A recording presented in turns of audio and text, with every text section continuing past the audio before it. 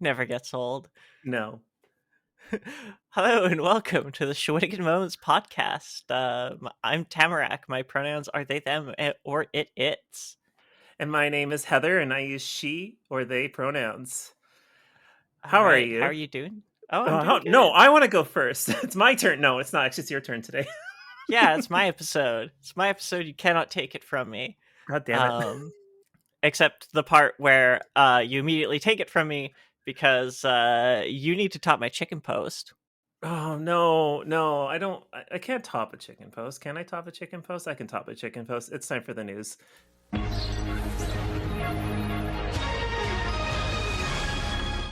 God. Okay. What do you got? Lay it All on right. me. All right, Tamarack, when did you get your driver's license? Oh Christ. I got it a little bit late. I got it when I was 18, so gosh, Where I'd did you be grow up?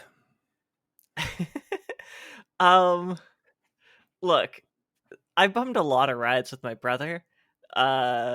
And also just stayed home and was depressed most of the time. And you don't really need a car to drive to depression. I don't know about that part, but I didn't get my license until I was. Oh, I got my learners when I was 16, because all the cool kids were doing it, and I also grew up in the part of the Lower Mainland of Vancouver where transit wasn't exactly all that great. So for quite some time though, like I didn't really care to drive. Like I would drive my mom's car, which was a 1990 Chevrolet Cavalier. It had 4 doors and was colored blue, and we nicknamed it Shermie because it seemed to be indestructible. And yeah, no, it was an okay car to learn how to drive on. It, it was your standard 4 door sedan, right? Like nothing fancy about it. But my mom actually had to force me to get a driver's license, like a proper driver's license. Like I remember her driving me to work one day, and she was so sick and tired of driving me to work that I think I was like 17 or 18 at the time. She's like, "You're getting your goddamn license." Because like I just wasn't gonna walk to work. Like for whatever reason, I just didn't feel like inclined to do so. Mhm. So the driving limit here is like you have to, or the driving age limit is you have to be 16 to get your learners. Although I think in Alberta and Manitoba you can be 15 to get your learner's permit, something to do Yes. with farm vehicles or whatever. But what would you say is an appropriate car for a 13-year-old child? Well, I learned in a 97 Chevy S10. So, That's not that. no, but you're also 13. You shouldn't be driving at the age of 13. Yeah, that's a good point. Yes. Um Like, I don't know what country in the world permits this, but the story is from the CBC. It comes from West Vancouver police. A 13-year-old mhm. old was charged after crashing a Lamborghini into a ditch. Oh, wow, that is a Vancouver story if I've ever heard one. Yeah, I remember like in the past 10 years, you just kept seeing all these rich kids from overseas coming in with like tons of money and not knowing what to spend it on. So they go and buy Lambos. But yeah, the story here is police in West Vancouver say a joyride by a 13-year-old in a Lamborghini set off a single vehicle crash that resulted in a total write off by the insurance company. Police say in a news release issued Wednesday, this is an article from April 3rd, 2024, that they were called to a report of a crash last week and found the Lamborghini Huracan badly damaged in a ditch. Nobody was at the scene, so officers began a search to ensure those inside during the crash weren't hurt. This is where it goes funny. It's like police say with the cooperation of the vehicle's owner, they were able to promptly locate the 13-year-old driver who confessed to taking a friend along for a ride. Um, Okay. Yes. The youth also admitted to being unable to control the car in dark and rainy conditions. I mean, yeah, the visibility on those things is not good if you're a normal height person. Well, okay, so I'm going to have have a complaint about this whole thing, but yes. So, in the follow up article, also from the CBC, again, Lamborghini owner gave keys to child 13 who wrecked Oh car, my police. fucking god. No. Yeah, it gets worse.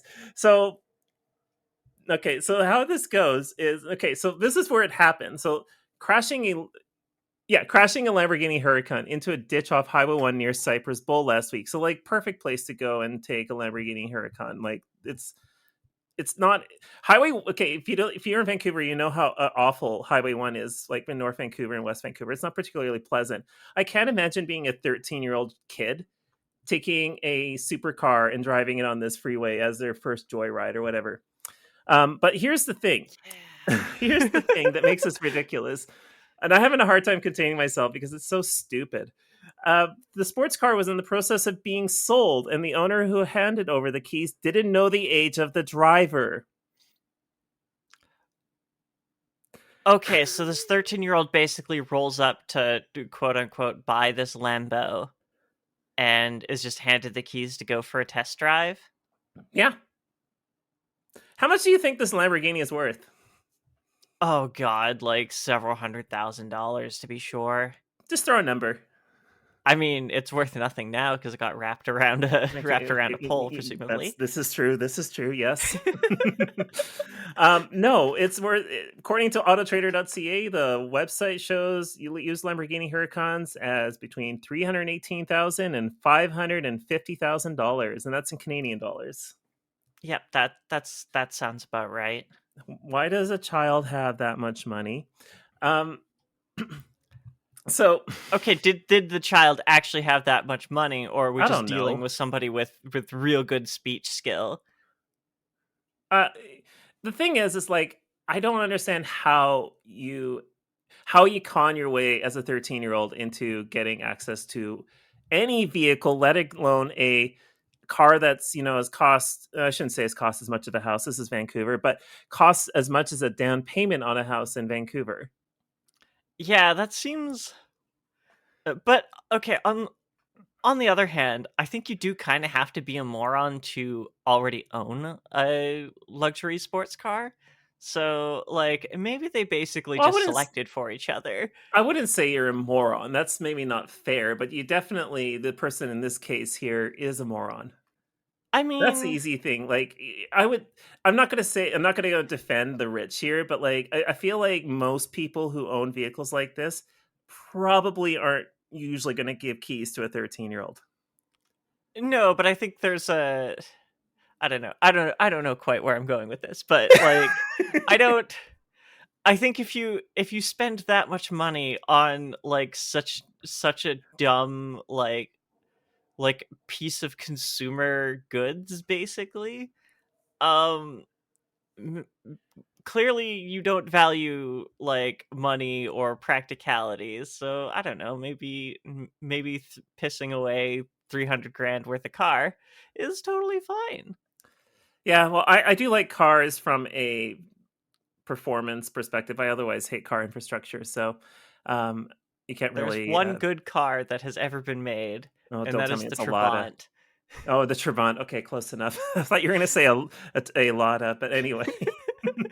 I mean, yeah, a lot of Niva is kind of the other one. Those the good cars, the like 80s Volkswagen Rabbits. I can't remember the name of the car. There is actually a Soviet car that I do happen to like quite a bit, and it was the one that typically Soviet officials would drive, and looks reminiscent of I want to say a Cadillac. Um, Yeah, it's the Moskvich or whatever ones. yeah, if could get my hands on one of those, I know they're a piece of shit, but like that would be a cool car. I would probably make an electric conversion so it wouldn't like go and like try and murder my family or whatever. Um, Yeah, just to close out this article, no one was at the scene when officers arrived, so search began to ensure and blah blah blah blah blah. The good news is nobody was hurt. Surprisingly, like the photo of the car, which I will show you the car in over chat real quick here because you didn't get to see the car.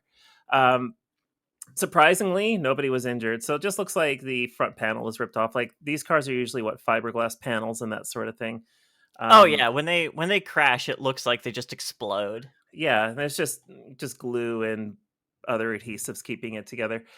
Yeah, Um, and of course, finally, we do not believe the owner was aware of the driver's age or lack of a driver's license. but also did not check. Nope, did not check. So Yeah, and here's the thing that I find hilarious is when you get your learners, there is nothing by law that says you cannot drive this car to learn how to drive in. No, no, and that's kind of It's kind of like, terrifying. yeah, like I honestly think that specialty vehicles, and I include like the like giant yank tank sort of like emotional support vehicles that you have What, the nowadays. Like, Cybertruck? honestly, like the thing that's sad about the Cybertruck is that every truck is the Cybertruck.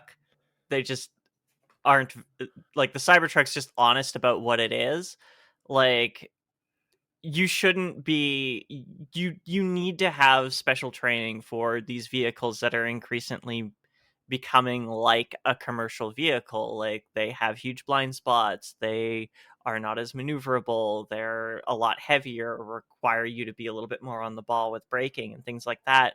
Like, and a similar thing with sports cars. Like, you can get into a hell of a lot of trouble with a lot of horsepower in a rear wheel drive vehicle if you're not ready for it. And like, that sort of shit should be separately licensed and should be tested, both for sports cars and for trucks. Come at me, fucking truck weirdos. Oh, that's okay. I don't think they will. They're too afraid to listen to a podcast about facts. Um, well, I guess that's the news. I don't have All much else right. to add to that. Tamarack, do you want to go on?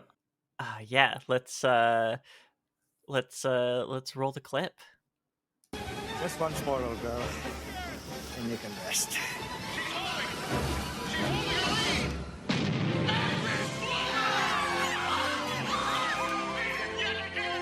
Her last race and still undefeated, the Bluenose out of Lunenburg, Nova Scotia was fastest in the world for almost 20 years. We're gonna get into that undefeated. Is this Jurassic How Park? Is this Jurassic Park? Oh, yeah. No, I think it's a legally distinct Jurassic Park. My evidence for this is that Jurassic Park came out in 1993, and this episode is from 1995. Oh, okay. Well then, Inspiration were drawn for sure. I have to wonder if it's the same track, but who knows? Well, they wouldn't have. They would have had to license it. It is. It is very reminiscent. So, what is this about? What are we talking about here? First things first. Do you have a dime I can borrow? My purse is on the other side of my apartment. That's okay. Do you know what famous boat is on the dime? Do you know what? I should, and I don't. Well, it turns out that despite the dime face not changing since 1937, or the artwork on tails side of the dime not changing. Yeah, because we've had like four monarchs on the dime since 1937. Yes, and the boat that's been on the opposite side of the coin hasn't, like, the art hasn't changed, but only in 2002 was it acknowledged as being the Bluenose. I've seen some conjecture that it was originally slated as a composite of many different schooners, but also, like, the time that it came out, there really, and we'll get into this, there really only was one Canadian schooner it could be. But stay tuned for Tam's conjecture on why that might be. So yeah, today we're talking about the Bluenose. It's not the fast ferries, it's not the Pacific Cats, but it is a fast boat that carries things. What does it carry? Well, mostly fish. How does a fishing boat end up on the frickin' dime? Well, it wins some races. So people are racing fishing boats. Okay. Yeah, so it's kind of, the story of how we get there is kind of weird. Like we think of boat races today and regattas. It's rich people racing their expensive yachts. Like, sailing boat races happen, like, I don't know if there's any around here, but where I grew up there used to be an annual regatta. which was just the yacht club, like weird sailing people would go out on the lake and do a little course on the lake. But like the fact that it's fishing boats, and a thing that always struck me strange with the Bluenose story is like the social studies textbook version of this just kind of assumes that, yeah, of course they were racing, and never really explains why. So we're going to get into that. But first, we need to ask, what the hell is a schooner? Oh, I know this one. That's the failed CFL team from Halifax. Wait, actually? Yeah, there's like they've been trying to create the Schooners for like as a team for a very long time. We don't have to get too much into it, but I just felt like making that joke there. Sorry for anyone in Halifax. Okay, interesting. I should have added that. All right. So schooner is a pretty loose category of ship. Doesn't really actually have a lot of hard requirements for like hull shape, like fore and aft castles, like the hull design or anything. It's just, it mostly refers to the rigging and sail arrangement, and just has at least 2 masts. Like there's 3-masted schooners, there's 5-masted schooners. The whole point of it is that it's rigged with sails on both ends and uses a particular arrangement of smaller sails. It's for being very associated with like late 1800s Atlantic Canada and the eastern seaboard of the United States. It's actually a fairly old design, dating back to the 1600s is the first depiction that we've seen of them. They generally have kind of a one advantage is you can have a large ship, well, large relatively ship, so decent cargo capacity. But the individual sails are quite small, so you can still have, but because you have a lot of them, they're very small. They're very manageable by a smaller crew, but you still have a lot of surface area, so you can still travel very quickly. Than something with like a simpler rigging scheme with like large square sails, which would require a lot more people. So it's a labor saving implement. Oh, nothing like cutting labor costs, right? Oh, we'll get into that. Oh, shit. That's my understanding of it. I'm not a boat person, so I assume we're gonna get roasted by a bunch of boat nerds. That's okay. Next episode will have me getting roasted by plane nerds. That's okay. Why do we pick engineering related topics? I know. Okay, so the Bluenose competed in a particular series of cups called the International Fisherman's Cup. But that's not where our story starts. Our story with the Bluenose really starts with a thing called the America Cup. Oh, hey, it's that event that Larry Ellison has a huge fetish for. Yes, and is very much divorced from like fishing boats and kind of the working class character that is typically associated with the Bluenose. So again, put a pin in that. Yeah, just so everybody knows, Larry Ellison is the CEO of Oracle, one of the most. I'm not going to say anything specific, but he's a piece of work. What is it with like those like 90s sort of tech like people who just fucking went off the deep end? I have no idea, and it's better not to figure that one out. Yeah, true. Something was in the water. Our story starts in 1851 with the 100-pound cup, which is hosted as part of the 1851 exhibition. 100 pound, as in 100 British pounds, or around $20,000 today. And the reason why I know this off the top of my head is in the last episode we had to talk about inflation. Yes. So this is sometimes also labeled the RYS 100-pound cup, and that stands for the Royal Yacht Squadron, which is a fancy lad yacht club of a bunch of people racing small sail yachts and just like having them as pleasure craft. Again, rich people thing. Yeah, Modern sense. day billionaires do the same thing. They never change. So this is like pretty much what you had imagined if you pictured yacht racing today, you know, just a bunch of like rich people sometimes paying crews to man their ships. just racing for sports reasons. And the Royal Yacht Squadron decided to specifically invite the newly founded yacht club in New York, the New York Yacht Club, to compete at this race for the 1851 exhibition. And they obliged, sending a ship called the America, quite appropriately, which arrived packing several guns on deck. But otherwise, it's just a personal sail ship. Just one thing that because was not made clear here. The 1851 exhibition took place in London and had a really Yes. beautiful building attached to it, but unfortunately, it burnt down in the late 1910s. I want to say something like that. But anyway, just wanted to add that in there.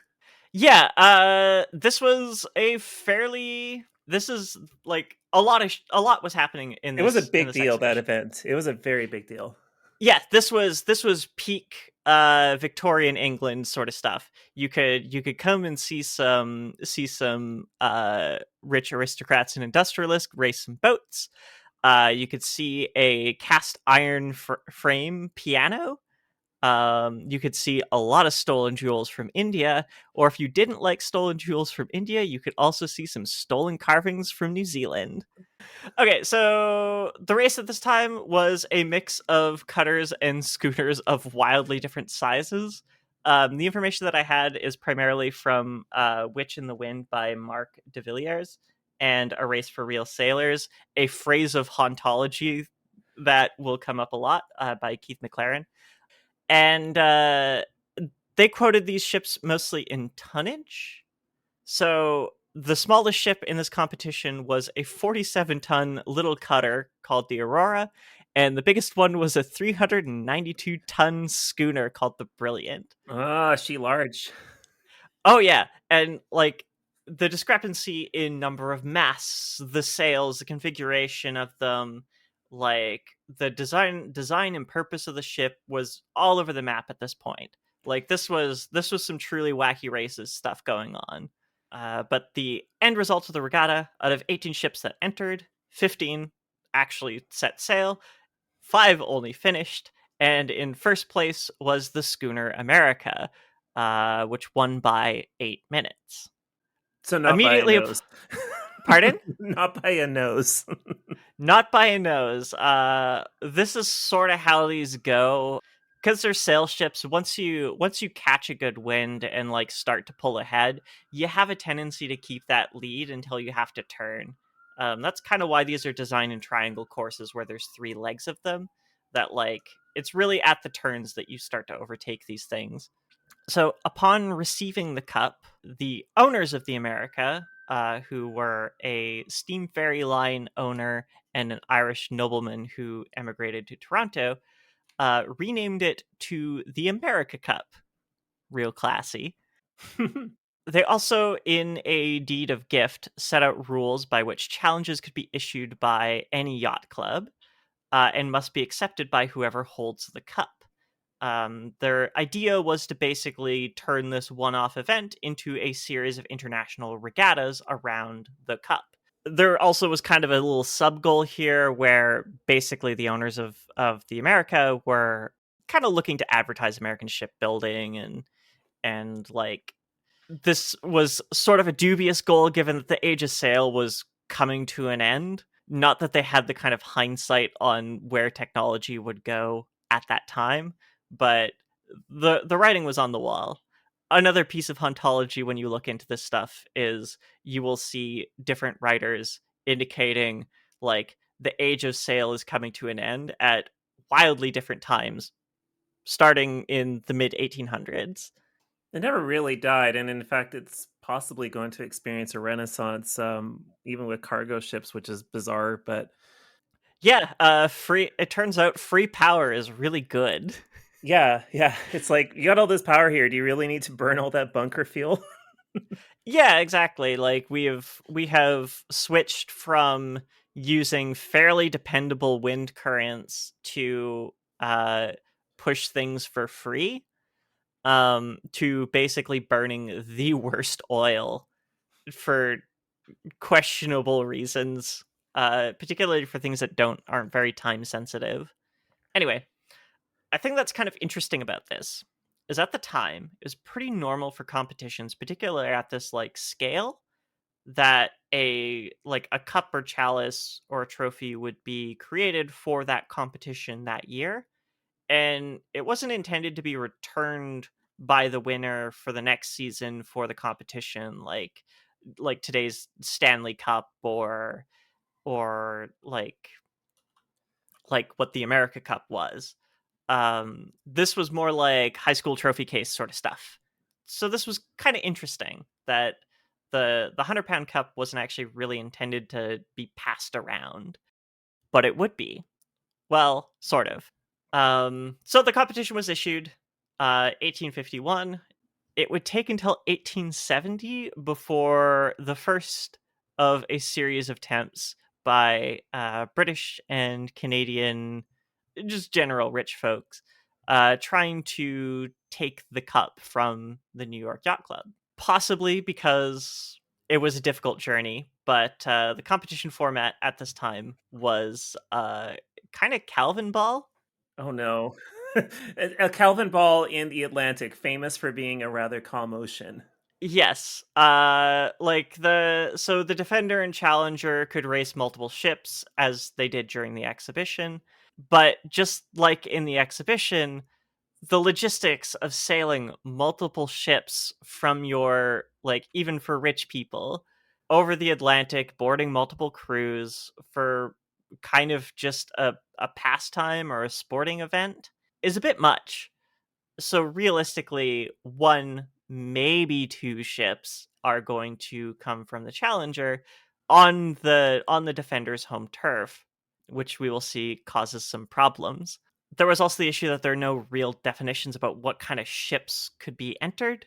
So small cutters and sloops were raced alongside three-masted, like, cargo carrying Atlantic traversing schooners that were double their length, as was in the exhibition. So the first like real concerted effort to repatriate the cup was by a British rail magnate, James Lloyd Ashbury. That's a name I'm actually familiar with, surprisingly. You should be familiar with. Because I have read a lot on British railways.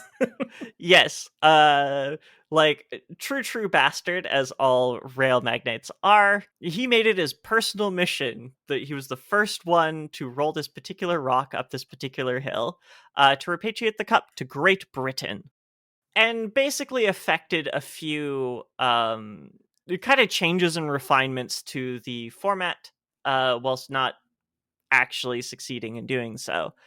So his first attempt was kind of a failure, but is not really notable apart from being mostly like the exhibition race. He sent a ship. The New York Yacht Club sent out a lot of ships, and surprisingly, the single ship did not win. In 1871, in his second attempt, he proposed a best of 7 match race, so just 2 ships at a time, and sent a new ship that was purpose-built for this competition, the Livonia. During the competition, the ship that was primarily racing it was a ship that was also brand new for this competition, called the Columbia. It was actually damaged critically after 2 races. And what they did, because this was still just a match race, they just subbed in a new ship and continued racing. The remainder of the series was raced by a ship called Sappho, Oh, I'd love to be on presumably that under ship. friends. Yeah, I want to be Pardon? on that ship. Yeah, I want to be on that ship. I mean, yeah. Everyone's very friendly there, very I know. platonically friendly on the Sappho. I do kind of wonder if the name was lost on them. Yeah, probably. Okay, so Ashbury protested, saying this was like against the rules. It was a race between 2 ships. However, the competition format, like I said, was basically Calvin Ball, and technically the rules were one club versus another club. So this was at the time above board, if kind of against the spirit of the competition, if you could claim it had one. It's similar to that of F1 because F1 will, like most racing teams, will have more than one vehicle, despite the fact that Yes. they're um, racing for the same team ultimately. There's a lot of politics around that, but yeah. Yeah, so the result of this is that the rules were amended so that each club could only enter a single ship, whether defender or challenger. So in this instance, yes, Ashbury's ship would have won with those modified rules, but he does not actually try for the cup again. The next kind of notable attempt is the introduction of the Canadians. One thing I'll say is The Asbury went on to be a Tory politician in the British House of Commons. It happens. Yeah, what a soccer, right? He's not even the only Tory politician that we're going to talk about. That's too bad. He's Yeah. Anyway, so Bay of Quint Yacht Club enters a little sloop in an unsuccessful challenge. I couldn't find the specifics of this, but for whatever reason, this particular challenge introduced two rules. This and presumably another unsuccessful challenge that happened at the time that I also couldn't find much for. But so 1881, Bay of Quint Yacht Club introduces their sloop in an unsuccessful bid. How it's not notable so much the the race itself. What's notable is that the ship had to come from Lake Ontario, like through the Erie Canal, through the St. Lawrence, and then race in the Atlantic. Again, famously calm waters of the Atlantic. Hmm. I don't know the specifics of what happened and couldn't find good resources for this. Um, a lot of material for this on particularly the failed early Canadian attempts are quite scarce. And honestly, a lot on the Canadian attempts at the American Cup are scarce in general. But there was, as a result of this, after the 1881, after the year of 1881, a handicap system was introduced for ships with a waterline length over 26 meters, and it also stipulated that ships had to travel under their own power, which I believe was in reference to the Quint Challenge, from where they were docked to the competition location, and that only yacht clubs that were on the actual sea could issue a challenge to the America Cup. Huh. So here's a question. I guess it's not going to be answered. It's like if you had a tugboat guiding you out of a canal because that's a requirement, does that violate the rule? I don't believe so, but I think being based in a place where you have to go through a canal does disqualify you. Okay, that makes sense. There was kind of vague allusions within both the Wikipedia article for this, which cites a source I couldn't find access to, um, and between that and Witch in the Wind, it didn't really provide a lot of details as to what happened, but it seems like there was some damage to the ship during traversal, and it may not have even survived to compete. Because again, at this time, these are all ships that are purposely built for racing and nothing else. You got Which to have is that drag tunnel coefficient and all that sort of thing dealt with, and that's all it's good for. And then you end up like that Lamborghini from earlier if you don't do it right. that is quite literally what starts to Oh, happen with this Jesus. cup. Crap. Yeah. So we're gonna fast forward like through to the early 1900s. So that's the America Cup. Bluenose didn't actually compete in the America Cup, but the America Cup kind of has this like inextricable link to what the Bluenose would compete in, the International Fisherman's Cup. So this is where we enter Sir Thomas Lipton of the iced tea fame. Well, he also does excuse me, the Lipton Company, which I can't remember who owns them now, does regular tea, which is, it's fine. I'll happily consume some tea from them. Yeah, so we have a Scottish aristocrat this time. Ooh, fancy. Ooh. Who's making some serious efforts in the early 1900s to repatriate the cup to the UK. He's building just a series of ships, all named Shamrock for some particular reason. And kind of a side thing that's happening at this time is both he and several others, like Lipton dating back to 1892, and Thomas McManus during the fishermen strikes of 1886, are funding these like fishermen's schooner races as kind of one-off events. So there's a little bit of precedent for it, but the main racing event is still the America Cup. Where he enters the story of the Bluenose is actually on one of his last attempts, the 1920 America Cup, where he's racing the Shamrock IV versus the Resolute. These two ships are purposely built to take and also hold the America Cup. This is their only purpose, and these yachts have a lot of innovations and like a lot of refinements specifically for these purposes. Where he enters this story more directly is during one of his last attempts. You have the 1920 America Cup. The Shamrock IV, a ship, the last ship, as far as I can tell, in a series of ships that are meant to take the American kind of ship designed specifically to defend the cup, called the Resolute.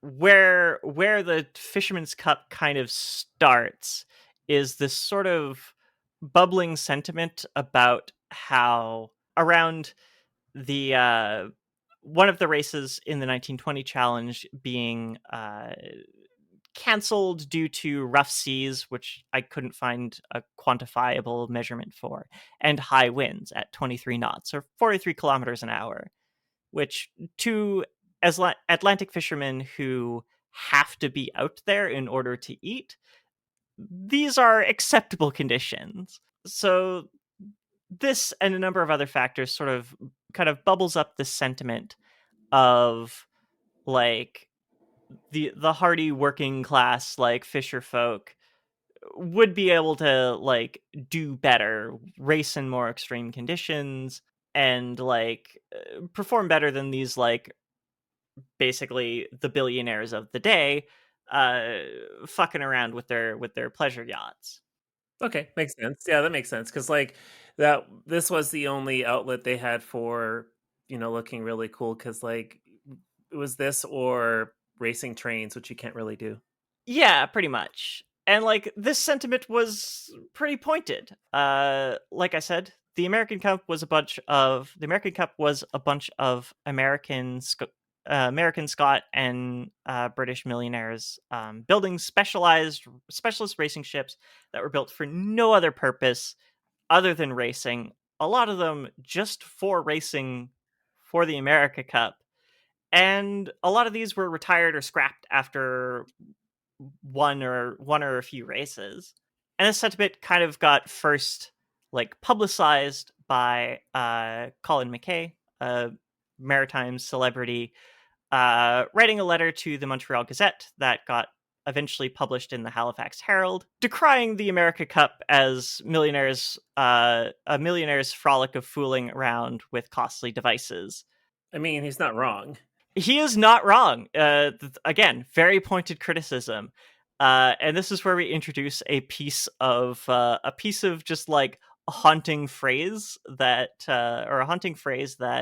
sort of permeates this entire era, which is a race for real sailors. And I want to, as we go through this, check in about the race for real sailors as we go through this. Is this like the quest for real ale or what? Or Camera? It was the coalition for real ale. Like, is it similar to this?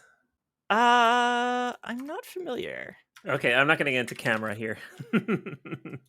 Okay, it's campaign for real ale. That's what I was like. That's what it was. But anyway, it doesn't matter. Okay, so with the sentiment bubbling, and a little bit of political wheeling and dealing from the owner of the Halifax Herald, a Canadian senator by the name of William Dennis, who is a man we are going to see and hear a lot from. A $4,000 prize pool is put together, a cup is cast, and a date is set for November 1st, 1920, the same year of the 1920 America Cup. This happens incredibly quickly, which we'll get into. There's a fairly explicit set of rules laid out for the length of the ship, its overall displacement, things like that. And all entrants need to be working fishermen with at least one full season of work behind them. And all ships need to use their normal complement of sails and rigging. This is basically like Formula One for ships, the way that you're describing this to me. Oh yes, I attribute it more to like NASCAR. Yeah, but were they doing bootlegging? Well, okay, we'll get into that. Fuck. So on the Canadian side, fairly straightforward. They host a trial to basically a trial race to select their Canadian entrant. Despite basically ships that would want to compete in this trial having to basically eat 2 weeks of losses, like re-rigging and reballasting the ships, there were 9 entrants for the race. The Senator Dennis's committee eventually did offer compensation for the lost time. So a thing to note about ships of this era, they're kind of cooperatively owned. A lot of times, like, individual crewmen would be paid either in full in part with shares of the ship's profits or literal ownership shares in the ship. So these were not the like toys of millionaires or even like the property of individual investment. So when the call for basically trial races for the Canadian entrant came out, these folks were, like, the entire crew were looking at losing a bunch of money. Eventually, the Dennis Committee did offer compensation, and the winning ship was the Delwana, which isn't as important as the second place captain, or the second place ship, which was the Gilbert B. Waters, captained by Angus Walters, behind by only 5 minutes, despite having cracked a mast during the event. Put a pin in basically all of that. We will get back to Walters. And also damage to ships. On the American side, the challenge was a bit more controversial. The claim in this Fisherman Cup was to, quote-unquote, improve the breed of the Atlantic fishermen's, maybe make sailing ships a little bit safer. But the Gloucester, Massachusetts fishing industry typically had smaller ships, and also a lot of the ships were out to sea working at this time, and kind of their best entrant was ever so slightly too long by 3'7". The book that I was reading on this, Witch of the Wind, kind of suggests that that this may have been an intentional exclusion, which is a little bit of conspiratorial thinking that that this book kind of indulges in from time to time. In addition to this, while the Canadian entrant from Lunenburg had weeks of selections, preparations, trial races, the Americans received a telegram with a week to respond with their selection of a ship and only 10 days to get to the location for the race. They had no notice. Oh, God. Yeah, just get down here real fast, fuckers. That's all you have to do. Just get down here real fast. Pretty much. They got only slightly more notice than a U up. So, with all these constraints, their only practical choice was a ship that had barely come back to port called the Esperanto, which still needed to be unloaded. It needed its torn sails patched and mended, and a plethora of other maintenance items, which would sort of, like, from the beginning, we had the pre-race repair montage, which just happens for all these ships. And it left on time, captained by Marty Welsh, who was not the captain of that ship, and a crew of volunteers, 7 of which were from other ships as well, which sort of runs against the goal of a race for real sailors, since we're horse trading crew, captain, and ship, but this is what they sent. Fair enough. Another change from the America Cup that they did mostly for spectator experience from the trial races was they set it up so that the course, and this is kind of where the coverage from the the clip that we played comes from. They set up the course so that it was fairly easy to spectate the entire race, particularly the final leg, which is kind of just a neat little Just thing. if you wanna- imagine stands floating in the middle of the ocean. Like, just imagine that. Like, so you just have these floating stands in the middle of, like, like off the Azores or something like that. And Yeah. Yeah, it's kind of strange that nobody thought about making these racing series. Like, this really goes to show how much the America Cup was for the consumption of the people in the yacht clubs, whereas these were very much spectator events. The race was designed to be easily spectated. fair enough. Yeah, it makes sense. So the fine folks of Halifax, Nova Scotia, got an incredibly clear look of the Esperanto smoking the ever loving shit out of the Delwana. They won 2-0, won the first two races, and went home with the inaugural Halifax Herald Cup, also known as the Dennis Cup colloquially. So after the race, there was the usual fanfare, speeches by tangentially involved mayors and premiers, and the Esperanto went home. Fair enough. Like, we're done. We can take it home. We can Yeah. collect our accolades and all that. Yeah, and accolades they did collect. Although the day after they arrived home, they made port in Gloucester at like 2 a.m, and they did their own round of politician speeches and fanfare. But then we get a little bit of an unexpected side effect of this. Yachting Magazine, which is a publication specifically for the various millionaires that participated in and were invested in the America Cup, published an article basically declaring that this is what the sport should be, and that the Halifax race should be made annual, piquing the interest of all these folks. I think you can see where this is going. Uh-huh. And sure enough, the event was made annual. The Dennis Commission sets about formalizing the rules, and kind of a little bit of horse trading is done over the actual like size and specifications of the ship, so that eventually the Elizabeth Howard is actually made admissible, but doesn't actually beat the Esperanto, which is kind of an interesting little tidbit.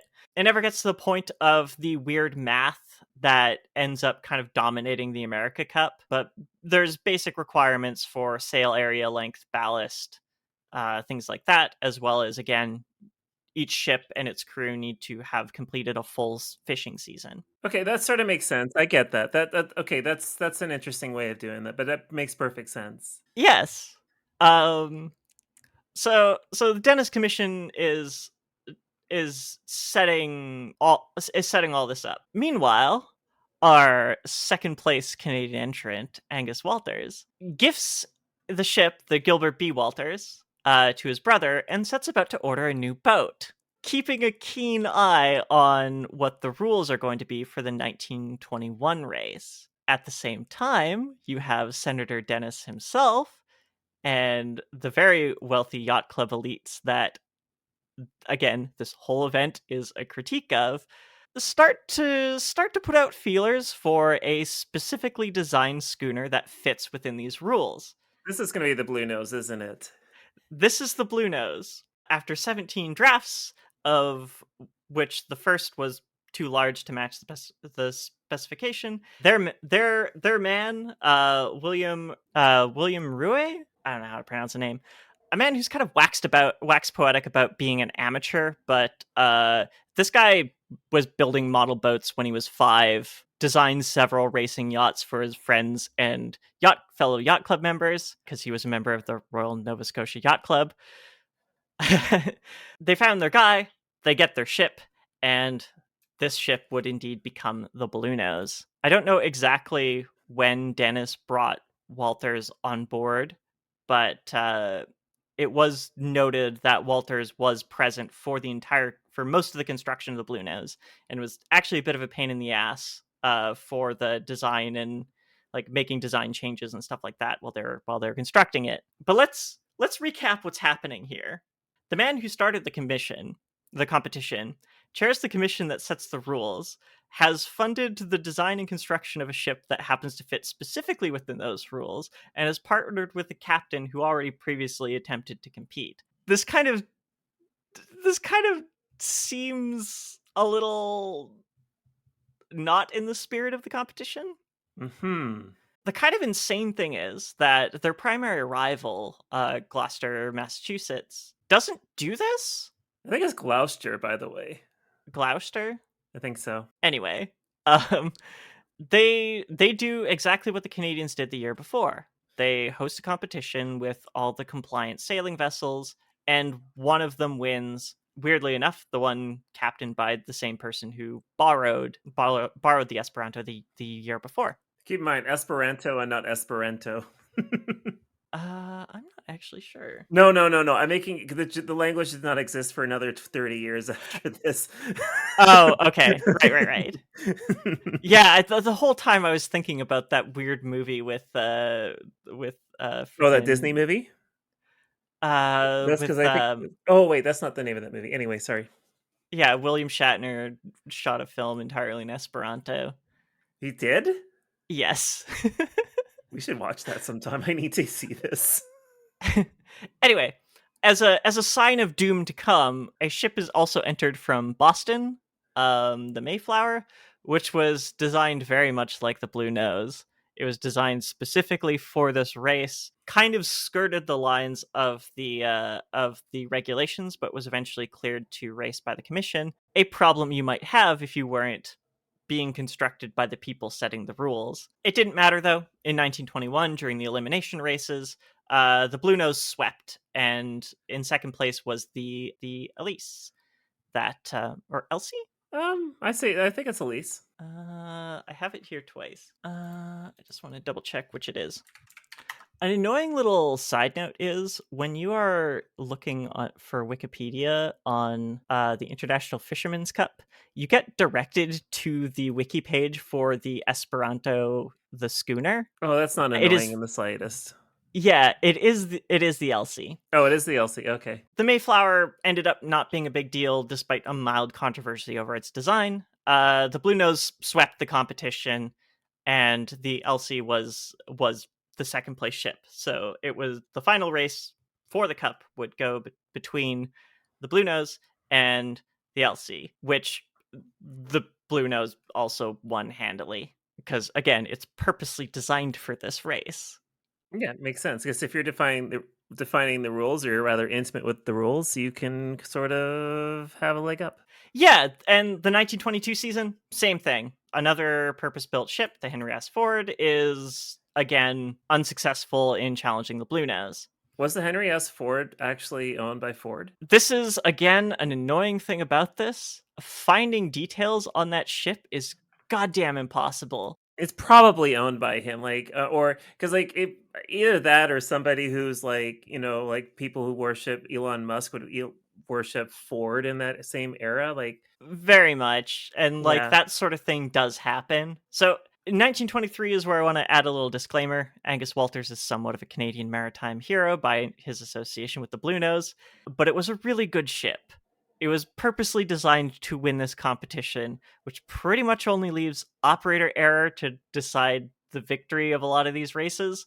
So this is kind of just going to be a bit of a rundown of all the ways he kind of lost the game that was his to lose. So, 1923, a new rule is introduced where you can't overshoot marker buoys for safety reasons. Like, if you overshoot some of these marker buoys, because they're so close to the shore, you can run aground fairly readily. And lo and behold, in the second race, the Bluenose does in fact run afoul of this rule. Oops. And is declared to have lost the second race, putting the series at a tie. Well, at least they didn't hit a bridge. Did not hit a bridge. Yes. So Angus protests this, but his protest is ignored. Quite correctly, I might add. And he took his ship and his crew home and refused to participate in the third race, which was eventually the series was declared as a draw, technically keeping the trophy in Lunenburg, technically meaning that the Bluenose was undefeated. Also, just anger and resentment over how this all went down. prevented the International Fisherman Cup from running for 8 more years. In the intervening time, there were some internal races. Halifax business people commissioned another ship called the Haligonian that made some unsuccessful attempts at the Bluenose. And despite there being no International Fisherman's Cup, there was slated for 1930 to be the first annual, we'll see how that goes, Sir Thomas Lipton International Fishing Challenge Cup, because Lipton would never let it go that Americans kept the America Cup. It's so funny when you say that name out. I keep thinking it's like some sort of Mario Kart circuit. All of these have names like this. I don't understand. The Gloucester fishery enters a purpose-built ship of their own, the Gertrude L. Thabod, which doesn't seem to have been constructed in the same sort of specifically to beat the Bluenose way that you would expect out of ships from the America Cup. I'm not saying that didn't happen, but it seemed like a fairly normal, typical schooner. And it is also the last fully sail ship that their shipyards would ever produce. Huh. And during this inaugural Sir Thomas Lipton International Fishing Challenge Cup, it defeated the Bluenose 2-0. Oh no! The undefeated Bluenose. And this is where we get into that. It lost to the iced tea man. It lost the iced tea cup. The thing that's important to note is when the Bluenose says it's undefeated, and when in the history minute, what they mean is in the International Fisherman's Cup, not they mean in the International Fisherman's Cup, not in total. And going back to the name of this, it still screws me up here because it's the Sir Thomas Lipton International Fishing Challenge Cup, which implies that Lipton also made a fish tea. I mean, maybe, no, please don't. I like tea too much to think about a tea made out of fish. It's not going to happen. It'd be disgusting. Yeah, I don't. I mean, maybe out of the soup line of Nope. I'm good. goods. But I harp on this partially because this man will not let this go, and also because he has no involvement whatsoever in the Atlantic fishing industry. Yeah, because he runs a tea company. He's just here. As even Senator Dennis has his own investment in this. He's the owner of the Halifax Herald. He's a Canadian politician. He's got a vested interest in this to spend money on these sorts of events, but Lipton can just leave. He can just leave at any time. He doesn't need to be involved. In his defense, considering that most teas came from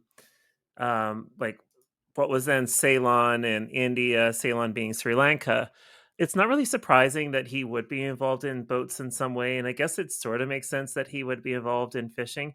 But it is a little strange, admittedly. But I do believe he ended up owning... I know he had some investments in the United States. And I want to say that he, of all places, he owned a packing plant or something like that in the middle of the Midwest. Oh, interesting. Yeah. I only know so much about the man, but that was one of the things I remember from reading up on him ages ago. But yeah. Okay, so we got our first defeat, and the captain of the bod issues a challenge to the Bluenose for resurrecting the International Fisherman's Cup for 1931, a series that it would unfortunately lose, keeping that technically undefeated record of the Bluenose. What do we know about the year of 1931? Everything was fine. Everything was not fine, because our boy William Lyon Mackenzie King, heyo, was his government dissolved. R.B. Bennett took over, and things went immediately to shit. Yeah, we've made it a point to bring up William Lyon Mackenzie King as often as possible because, yeah. He is actually tangentially involved in this story. So you own a racing boat that also kind of part-time carries fish. How are you going to survive the apocalypse exactly? Scams? Well, The first year, in 1931, they had the prize money from the International Fisherman's Cup. But the same year that happened, the Lunenburg Board of Trade sent a telegram with an urgent plea to Ottawa for a ban on trawling in the banks, the primary fishery off the coast of Newfoundland, for two reasons. One was a fear of the collapse of fish stocks, Which never happens again after all of this. yeah. And the other one is that fishing trawlers require less crew, which means that there's fewer jobs for the same number of ships. And with the looming Great Depression caused entirely by R.B. Bennett and also the stock market crash, these were both of grave concerns for the sustainability of the fishery, as well as the keeping people employed. These pleas would go ignored, not just in 1931, but also to this very day. Yeah, the federal government is there to ignore your pleas. They'll say, oh, well, we'll take that into consideration. And then, 40 years later, you're still boiling your water on your indigenous reserve. Yeah, if this is literally true for Indigenous Canadians living on reservations, and also basically the entirety of the Maritimes. Well, the Maritimes are not an important voting bloc. That's the reason why Newfoundland is not allowed to do cod fisheries anymore, because, well, the federal government was just like, whatever. We're not going to do any sort of sustainable things out here. You're on your own. Well, during this period of time, the cod fishery was the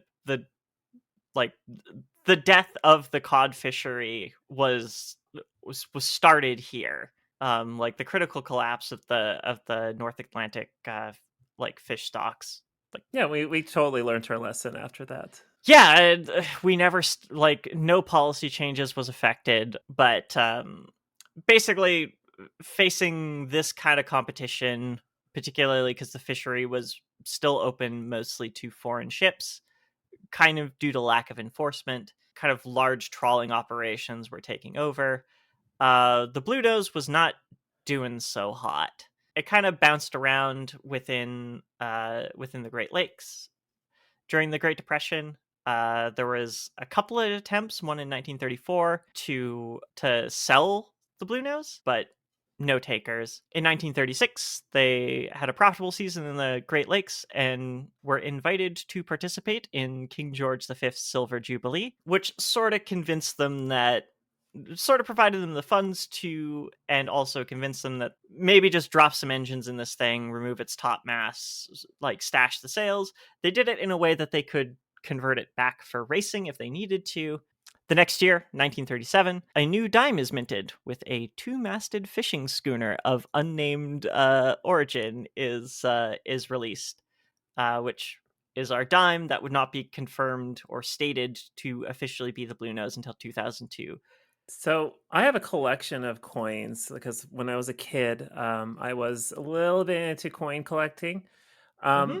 And the one thing I'll say about the 10-cent piece that we have, which is still in circulation today, we don't have the penny anymore, but is that prior to 37, you said, it just had two reefs of maple leaves on the sides, and I think it had a crown on the top. And it just said 10 cents in the year that it was minted. And then, of course, you would have the monarch of the time on there, which in 1937 was King George V, I want to say. And yes. Yeah, because after that, it was for one, there was he died, and then his brother took over, and God, I can remember his name, and his brother hung around for a year, blah blah blah blah blah, and then it was King George VI. I think that's how it worked out.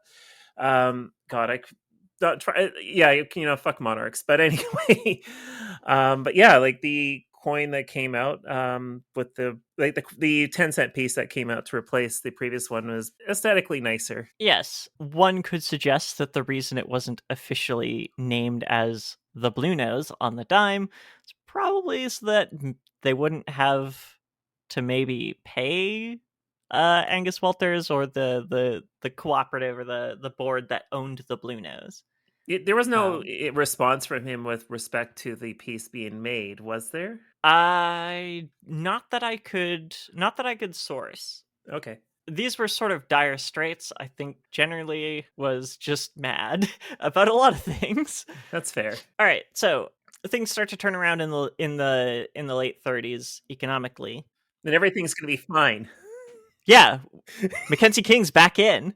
Oh, good. And we got this brilliant prime minister in the UK, Chamberlain, and there's this really interesting Austrian painter who's become leader over in this country called Germany. It's relatively new in the grand scheme of things. Yeah. And also, there's this new country to the east called the Soviet Union, and they have this really strange economic model. I mean, good economic model. Well, it's strange by that then standards, like equality. I don't know about that. Actually, that's a whole different topic. I mean, yeah. At this point, the Stalin era reversey of like actually no, being gay is illegal again has already happened. So yeah. That's a nuanced topic for not for today's podcast. Yeah. So Ben Pine, who is the captain of the Thabod for a boat made out of wood.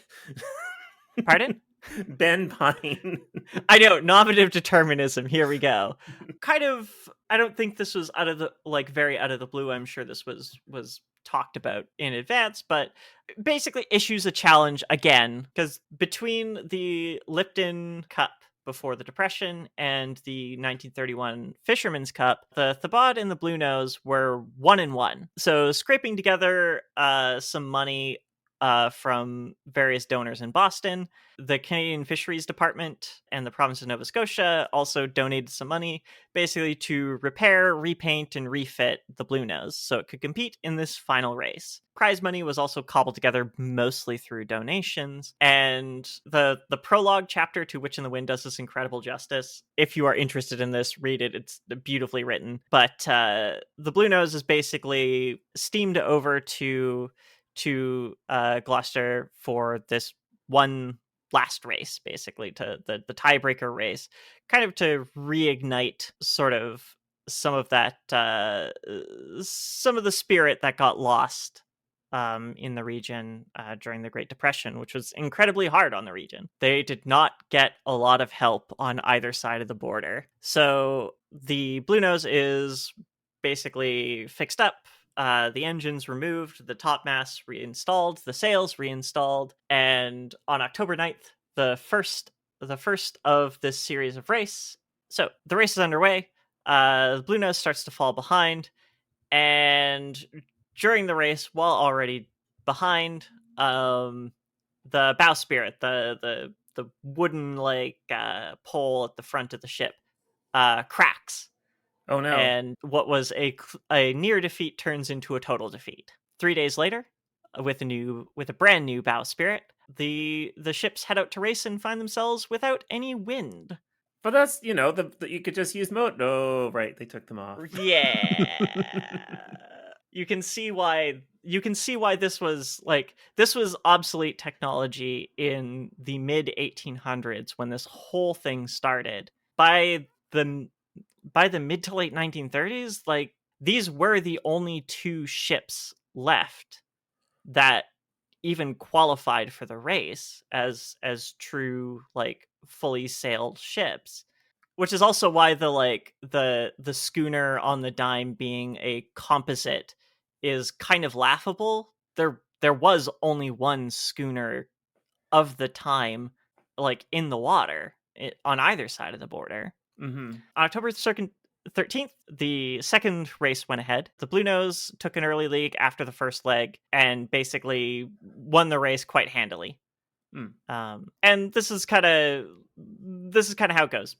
The clip that we played was of the final race where Thabod and Bluenose were 2-2 before the race. For one last little reunion of the band, William Roy, the ship's designer, was sent down by the provincial government by ferry to consult with the crew on ballasting and trim and other boat stuff, which he and Angus Walters did not really get along super well this entire time. So they were meddling. Yeah, they Yeah. were meddling.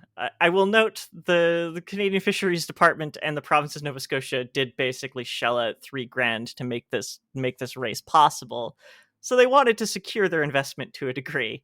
Tons of ballast were removed from the ship, and at Roy's request, and the final race happened on October 26th, which you heard the results of. What isn't clear from the clip or from the audio, a part of the rigging actually broke on Bluenose in the final leg of the race, but the lead that it held since the second marker just held. They were ahead, they stayed ahead, and while the bod caught up, it wasn't enough. Bluenose won the final of these of the race series. Well, then that's great. So Canada won. Canada always wins, right? Yes, Bluenose is undefeated, except for the times that it was undefeated. Exactly. Or We don't except for the talk about times those where it moments. was defeated. Thank you, Ice Tea Man. Yes, thank you, Ice Tea Man, for the 1L. And also presumably a bunch of random other races that they participated in during the Great Depression that just weren't recorded or weren't notable. So what happened to the Bluenose then? So I've been singing the praises of the book that I read for a lot of these details, The Witch in the Wind. Here's my critique. This chapter is called Her Final Adventure. Oh dear. I disagree with this characterization. Oh, okay. During most of the Second World War, Bluenose is kept docked. She's a sailing ship. She's a sailing ship. She's not going to do well against German U-boats. Yeah, she's a sailing ship during a way worse, way more effective, submarine warfare campaign. Well, actually, I don't know if it's more effective, but once again, submarine warfare is taking over. A lot of ships are needed. A lot of quality ships are needed, and Bluenose is not the latter. We're actually going to be talking about this not in the next episode, but in the episode following that. So we'll be talking about German U-boats and all that. Yeah. So at some point during the war, the Bluenose is actually sold to the West Indies Trading Company, where she is again... Yeah, where she is completely stripped of masts and riggings and just converted into a coastal freighter. That's a horrifyingly depressive depression. That's just sad, because there could be way worse fates, but to be traded to the West Indies Trading Company, and I'm assuming that has nothing to do with the Dutch. I know that doesn't have anything to do with the Dutch West India Company, but I'm assuming it has something to do with the Caribbean. Yeah, it spends a few years kind of being a coastal freighter around the Caribbean, bouncing between islands, where it runs aground on a coral reef on the 28th of January, 1946, where it is abandoned and eventually just breaks apart on its own with the weather and time. That's a sad ending to a boat. I understand it was a rich person's boat, but what a fate. Wasn't. Well, okay, it sort of was. It started out that way.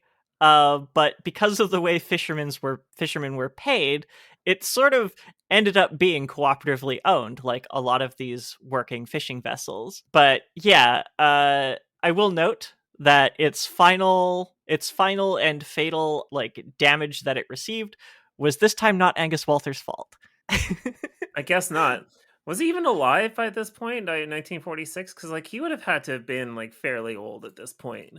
Yeah, he was old as fuck when he during the Angus. He died in 68. Yeah. Okay, no, he would have been in the 60s by this point. Okay, so he wouldn't have been that old. Okay, interesting, because Ben Pine was really fucking old, and so was not Walters, a guy who piloted the Welsh. Marty Welsh was in his 60s during the first Fisherman's Cup, the Esperanto.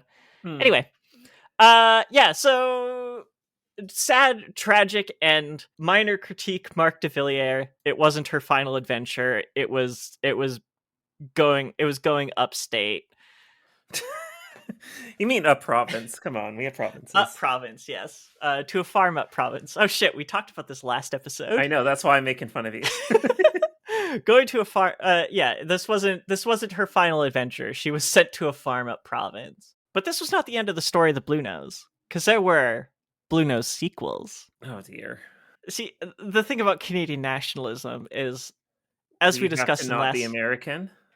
yes, as we discussed in the last episode, anything, any little thing we have over the Americans, we will hyperfixate on, and this was no different. Of So in course. 1963, Sidney Oland of the Oland Brewing Company and Alexander Keith's fame commissioned a Oh, replica that of the beer. Bluenose as a promotional thing for his brewery's Schooner lager brand. That brewery, Alexander Keith's, has had such a history and has really managed to pick some real winning decisions. Oh yeah, honestly, bonus episode fodder that. I don't know if I want to do a bonus episode on Alexander Keith's. I'm not going to lie to you. I really don't want to talk about that dude. Fair. Anyway, so wealthy Halifax businessman commissioning a sequel to the Bluenose. Not quite the betrayal of the spirit of the Bluenose as we discussed that one might think it is. Oland hangs on to the boat until 1971, where he sells it to the province of Nova Scotia for $1, who use it for promoting tourism in the province until handing it over to a preservation trust in a few years. I was going to make a loony joke, but they didn't exist until the 1980s. Yeah, it was not sold for a single loonie. Okay, so in 1995, so this is the Bluenose II, because Bluenose is still a name of a vessel on the books. In 1995, the Bluenose was refit using public funds just in time to be caught up in the sponsorship scandal. God, where that's a throwback, because like the sponsorship scandal is what ultimately killed the Jean Chrétien Liberal Party, and why Paul Martin never was a prime minister beyond 2004. Yeah, this was one of my earliest memories of politics was the sponsorship scandal and basically Paul Martin's government falling apart. It's really funny. The sponsorship scandal almost made me a Tory. Yeah, because back then, I was like, when I left high school. Have to cut this. Oh no! This is staying in, because whenever anyone who knows me now knows that I'm a huge raging socialist. But back then, I was raised Catholic, and when came out of high school, and I became familiar with started becoming more familiar with politics. But what I will say, in my defense, I never voted Tory. I ended up voting Liberal anyway in that election, and I remember never voting Tory. Yeah, that's right. At least that's what I'm trying to say. I have never voted Tory. I can go on record on saying that. Please do not cancel me for voting Tory. It never happened. You aren't going to be sent to the Lulags or whatever. Yeah, exactly. Justin Trudeau, fucking COVID concentration camps or what? I don't know. Whatever those fucking imbeciles are doing. Yeah. Yeah. Whatever stuff future Prime Minister of Canada, Pierre Poilievre, is on about. Okay, let's move on. I don't want to think about this. Okay, so yeah, got caught up in the sponsorship scandal because you can't just give money to the maritime provinces without fucking it up somehow. And it sort of changed hands a couple times for administrative reasons after its 1995 refit, where it eventually ended up in the care of the Lunenburg Marine Museum, where it eventually ended up in the care of the Lunenburg Marine Museum Society, where it kind of just stayed as a museum and kind of as a museum piece essentially. In 2009, because these ships do not last long, they require constant maintenance. It was in need of a rebuild, and a full rebuild project went underway, which took until 2013. One thing I'll add for that is this is a little side note, but with the seizure of assets against the Russian oligarchs as a response to the invasion of Ukraine by Russia, the United States government, I think, has like a dozen yachts that they actually have to pay people to maintain. Like, if you don't do things like sweep the decks, or constantly wipe it and all this sort of thing, the ships have begun to rot. And you may think, oh, well, the government should let it rot. Well, no, the purpose of seizing the assets is to likely resell those ships or just hold on to them until they decide on what to do with them ultimately. But like letting them rot is not financially sensible for a government to do so.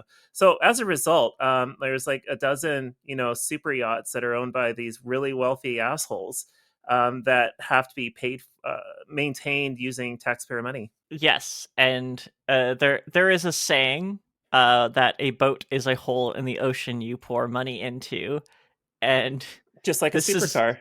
This is related to our news item, and this is doubly so for these wooden sailing ships. There was a reason why metal-hulled ships became so prolific once they became cost effective to build, and that's because wooden boats require constant care and maintenance. So having one that's just sitting in the water as a museum piece isn't going to fly. It's going to rot.